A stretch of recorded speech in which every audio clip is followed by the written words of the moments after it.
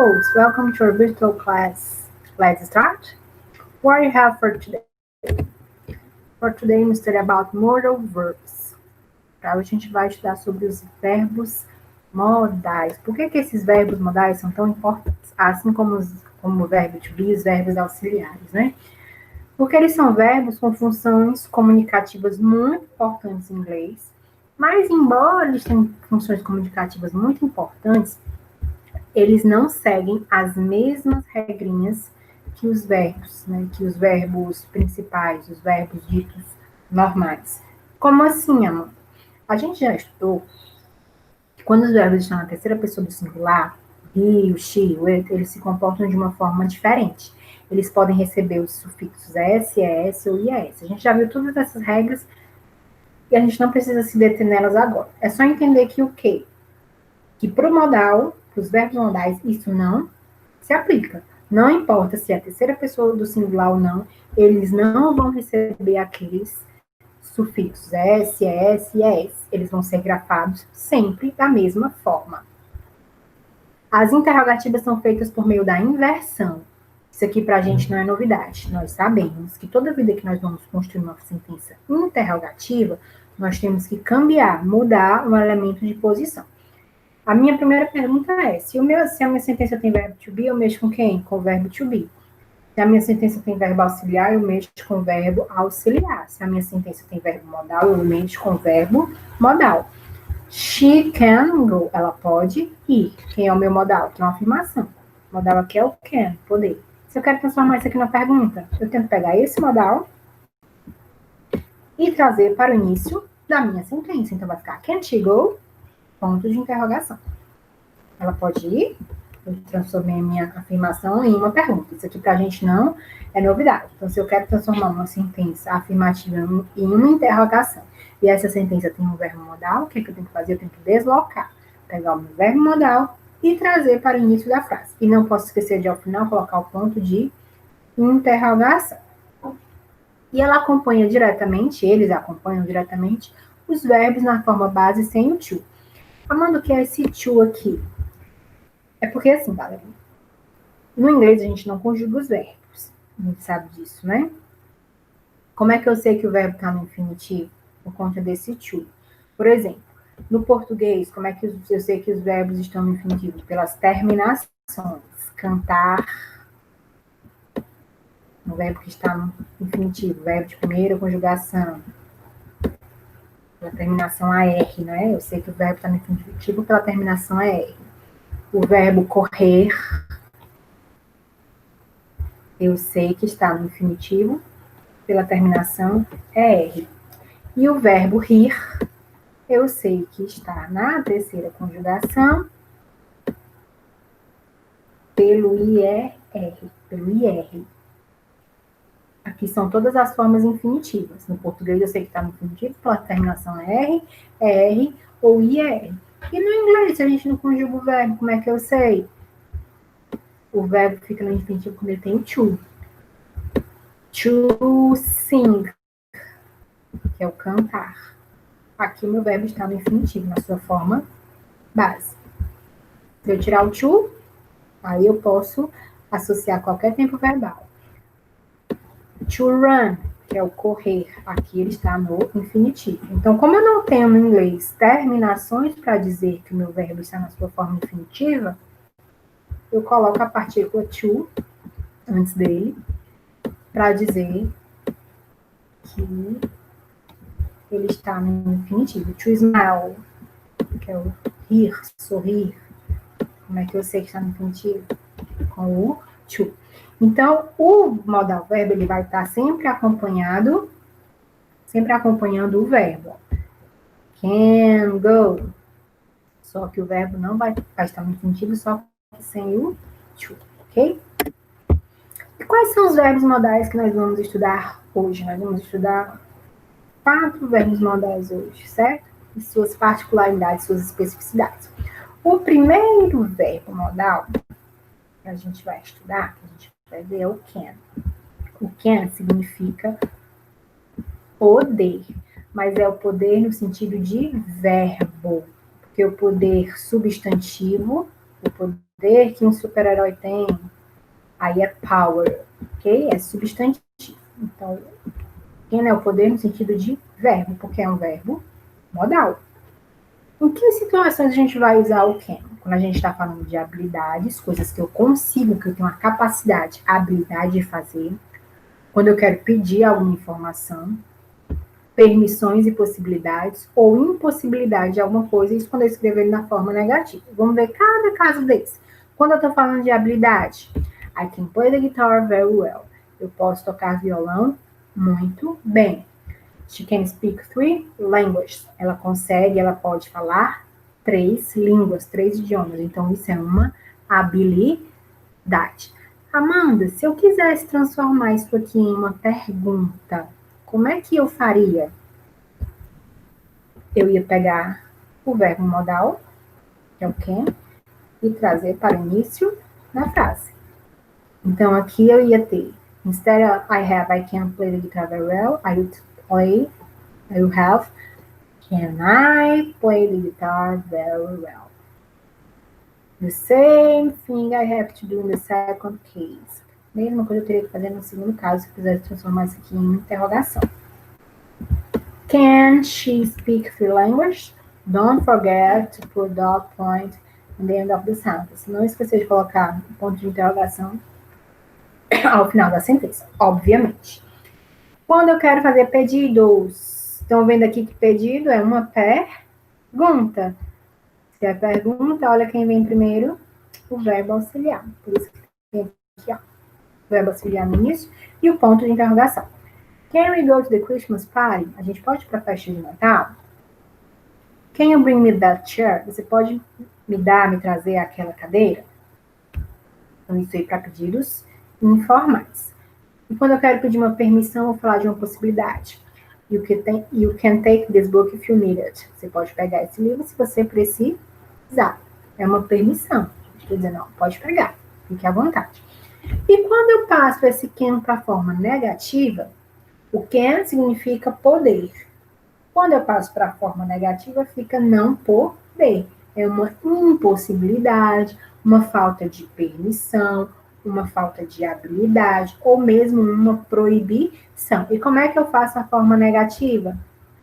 A gente sabe que para negar alguma coisa em inglês, a gente tem que usar a partícula not. Então, fica can not. Só que nós sabemos que eles adoram fazer o quê? Contrair. Então, vai ser mais comum eu encontrar a forma contraída, que é o can't. That can't be true. Isso não pode ser verdade. E eu também posso transformar isso em uma falta de habilidade. Se eu quisesse dizer aqui, ó, que eu não consigo, eu não posso tocar guitarra, muito bem. I can't play the guitar very well. Se eu quisesse dizer aqui que ela não consegue, ela não pode falar 3 idiomas, she can't speak 3 languages. Okay? É só trocar. Aqui eu não mudo ninguém de posição. Eu só mudo de posição quando é a forma interrogativa. Aqui eu só vou trocar o can pela sua forma negativa, que é o can't. E galerinha, só um detalhezinho, que até eu, traduzindo rapidamente, cometi esse equívoco. Guitar.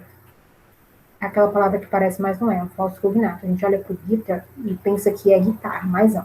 Guitar means violão, significa violão. O português é o único idioma que a gente tem uma palavra específica para o instrumento chamado violão. Para os outros idiomas, vai ser a palavra equivalente de guitarra. Tá, Amanda, guitar means violão. E quando é que eu quero falar de guitarra? Como é que eu vou falar? Electric guitar. Just guitar, só guitar é o violão. Electric guitar é a guitarra. E o bass guitar é o baixo. Ok? Então, para não confundir, tá? Guitar means violão. Porque quando eu fui falar de novo, olhando para a guitarra, pro guitar eu disse guitarra, mas é violão, tá bom? Não esqueçam disso. Então, em que situações a gente vai usar o can? O can significa poder ou não poder, se eu trouxer para o meu sentido negativo, né? Falta de possibilidade, impossibilidade. E eu vou usar em que situações? Para falar de habilidades, coisas que eu consigo fazer, ou falta de habilidade, se for negativo, coisas que eu não consigo, que eu não tenho a capacidade de fazer. Pedidos informais, permissões e possibilidades. E como eu estava dizendo para vocês, a impossibilidade. Another modal verb we have here is could. O outro modal verbo que a gente tem aqui é o could, que eu posso traduzir como poderia. O uso do could, gente, é muito semelhante ao can, só que ele é mais formal, ele é mais polido, ele é mais educado. É uma forma mais educada de eu falar tudo que eu estava falando lá quando eu me refiro ao can, certo? Então, é uma forma mais educada. E tem outro detalhe.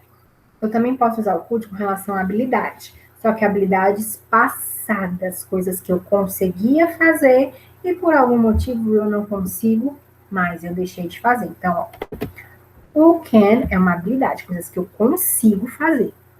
Eu tenho a capacidade de fazer. O could eu posso usar para esse sentido de falar de habilidades? Posso, mas habilidades passadas, coisas que eu conseguia fazer e não consigo mais. Então, habilidades passadas, pedidos formais, sugestões, impossibilidades, hipóteses ou possibilidades, eu posso usar o could. Lembrando que todas essas situações em que o could é semelhante ao can, eu vou usar em situações formais, ok? Falar de habilidades passadas. I could play the guitar very well when I was 17. Eu conseguia tocar violão muito bem quando eu tinha 17 anos. Significa dizer que agora ele não consegue mais. Até por uma questão de interpretação de texto, isso daí pode ser bastante importante, porque pode colocar essa sentença, né? I could play the guitar very well when I was 17, e perguntar, ele ainda consegue, ele toca guitarra muito bem? Ele tocava guitarra muito bem? Qual é a opção que a gente vai escolher aqui? Ele tocava, porque o could exprime essa relação de habilidade passada. Grandma could speak three languages fluently when she was a teenager. Minha avó conseguia falar 3 idiomas fluentemente quando ela era adolescente. Significa dizer que ela consegue hoje falar esses 3 idiomas fluentemente? Não. Agora, se eu quisesse dizer que ela consegue ainda, aí eu teria que trocar o could pelo can. Instead of have could here, we have to have can. Grandma can speak three languages fluently when she was a teenager, ok? Pedidos formais. O que caracteriza um pedido formal? O que vai caracterizar um pedido formal é o ambiente que a gente está e com quem a gente está falando. Lógico que a gente não vai usar uma linguagem formal com as pessoas da nossa convivência diária, amigos, familiares, parentes. Mas quando a gente está no ambiente de trabalho, lidando com pessoas que existem maior respeito, né, pessoas mais idosas, ou onde existe uma hierarquia, então a gente tem que estar atento a isso daí. Então eu não posso falar da mesma forma que eu faço com os meus colegas, que eu falo com os meus colegas. Então quando eu quero fazer um pedido formal, eu não posso usar o can jamais. Então se você estiver numa reunião de trabalho, você pedir uma permissão, posso beber água? Eu não, jamais. Can I drink water? Que é informal, eu tenho que dizer could I drink water? Vai, Toata, eu poderia, por favor, ir beber água? Nesse sentido. Could you help me with this tie? Você poderia me ajudar com essa gravata? Provavelmente a moça aqui é a vendedora da loja, né? Could I borrow your pencil? Eu poderia pegar o seu lápis emprestado? É uma forma formal. Quando eu quero dar sugestões, eu também posso usar esse could. I need help with my math homework. Eu preciso de ajuda com a minha atividade de casa de matemática. Aí aqui a gente tem um diálogo, né? Person A and person B. You could ask your father to help you. He's good at math. Você poderia pedir para o seu pai ajuda. Ele é muito bom em matemática. Então, é uma sugestão aqui. Então, se eu estou fazendo uma sugestão, por isso, estou usando o could. Impossibilidade. Logicamente que impossibilidade somente na forma negativa. Qual é a forma negativa? Couldn't. É a contração do could not. This is insane. It couldn't be true. Isso é insano. Isso não pode ser verdade. Isso não é possível. Tem essa conotação. E da mesma forma que lá no can, eu falei da possibilidade, não é? Eu também posso usar o could em possibilidades ou hipótese. Why is Mary absent again? No idea, she could be sick. Por que a Mary faltou mais uma vez? Faltou novamente? Não tenho ideia. Ela provavelmente estar doente. Eu estou fazendo uma hipótese, uma possibilidade aqui. Sugerindo uma possibilidade pelo fato de ela ter faltado. Então, o could eu posso usar nessas todas as 5 situações. Habilidades passadas, pedidos formais, sugestões em possibilidades, hipóteses ou possibilidades. E o may? O may, gente, ele também é muito semelhante ao can, certo? Só que ele é mais educado do que o can. Então, quando eu quero pedir uma permissão, um pedido educado, aí eu vou usar esse may. Vocês adoram quando a gente estava no presencial. Pedir para beber água, pedir para ir ao banheiro, e por aí vai. Teacher, can I go to the bathroom? Teacher, can I drink water? Posso ir ao banheiro? Posso beber água? Só que usando can fica uma coisa mais informal. Se eu quisesse tornar isso um pouquinho mais educado, eu poderia substituir pelo may. Teacher, may I drink water? Teacher, may I go to the bathroom? Por aí vai. Então, permissão, pedido de uma forma mais educada, eu uso o may. Excuse me, may I come in? Desculpe, eu posso entrar? Muito comum para os atrasadinhos. O atrasadinho chega, knock on the door and say, excuse me, may I come in? Teacher, may I come in? Professora, desculpe, estou atrasado, posso entrar? Ok? Permissões. You may leave now. Você pode sair agora, você pode ir embora agora. Ou you may come in. Você pode entrar. Estou te dando a permissão de entrar. E quando eu tenho possibilidades muito certas, que eu tenho muita convicção do que vai acontecer, eu também posso usar o may. Here we have a dialogue. A gente tem um diálogo aqui, né? De duas pessoas. A and letter B. Oh no, where's my cell phone? You may have forgotten at the restaurant. Who is calling at this later hour? No idea. It's maybe my mother. Então, tem duas situações, né? A primeira situação. Onde está meu telefone? Oh, meu Deus, onde está meu celular? Você deve ter esquecido no restaurante. Você pode ter esquecido no restaurante. É uma possibilidade. Por que ele tem tanta certeza disso? Porque talvez eles tenham vindo no almoço, o último lugar que eles pararam, então provavelmente é o lugar onde está o celular. And the second case, who is calling at this late hour? Quem tá ligando na hora dessa, né? Esse horário tá desse jeito? No idea, it may be my mother. Não faço ideia. Pode ser, deve ser a minha mãe. É uma possibilidade. Pode ser, deve ser. And finally, people, we have a might. Might é usado para possibilidades menos de 50% de certeza. Como assim? Lá no meio você disse que é possibilidade com mais de 50% de certeza. Ou seja, eu tenho quase plena convicção de que é aquilo. Já no might, menos de 50%. Ou seja, eu estou deduzindo, estou supondo, mas não tenho muita certeza, não. É só uma possibilidade que eu estou jogando, é algo aleatório. Então, nessa situação, eu uso o might. Where is Erica? She might be home with Carol, I'm not sure. Onde é que está a Erica? Ela deve estar em casa, ela pode estar em casa com a Carol. Eu não tenho certeza. Se ele está colocando não tem certeza aqui, então eu já sei de cara que é o might. Eu não poderia em nenhum momento aqui, gente, usar o may. Por quê? Porque eu não tenho certeza. Eu só vou usar o may quando eu tiver certeza. O might é quando eu não tiver certeza. Ok? Oh no, where is my umbrella? Oh meu Deus, onde é que está meu guarda-chuva, minha sombrinha? You might have left it at home. Você deve ter esquecido isso em casa. Mas ele tem certeza de esquecer em casa? Não, não tem. Então, é só uma suposição. O my, eu tenho tudo para ter plena certeza. O might, não. É só uma suposição. Estou jogando o que eu acho, o que eu penso. Ok? People, for today our class is over. Have a nice week. Have a nice weekend. Take care of yourself. Drink water and stay home. See you later.